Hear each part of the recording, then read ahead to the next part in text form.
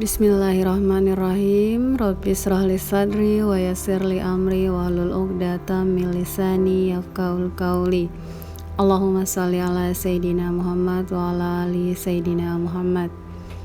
Assalamualaikum warahmatullahi wabarakatuh.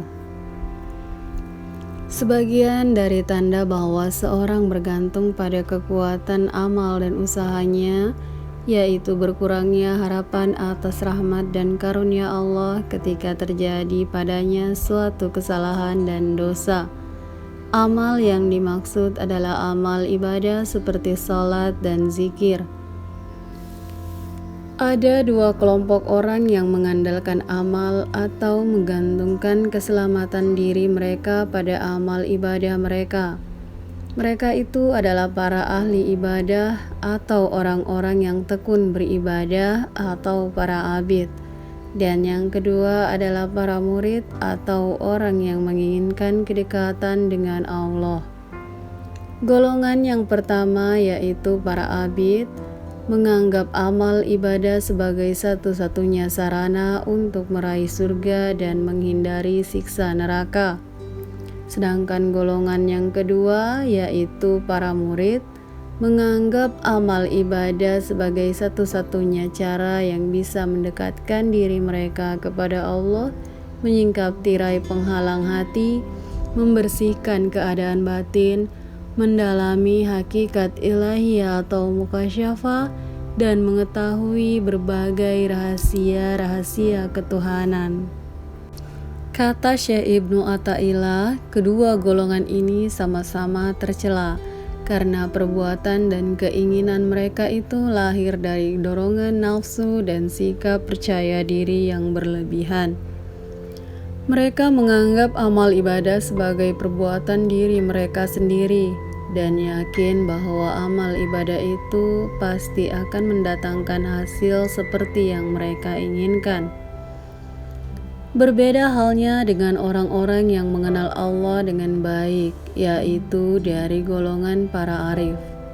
Mereka tidak bergantung sedikit pun pada amal ibadah yang mereka lakukan. Sedangkan menurut mereka, pada hakikatnya pelaku semua amal ibadah itu ialah Allah Subhanahu wa Ta'ala semata. Sedangkan mereka adalah objek penampakan dari semua tindakan dan ketentuan Allah Subhanahu wa Ta'ala.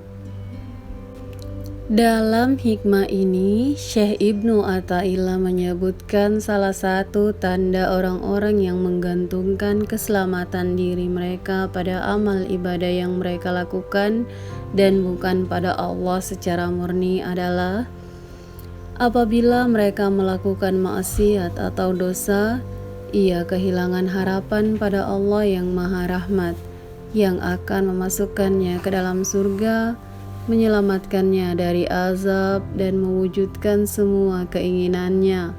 Maka golongan inilah yang disebut golongan para abid atau para murid.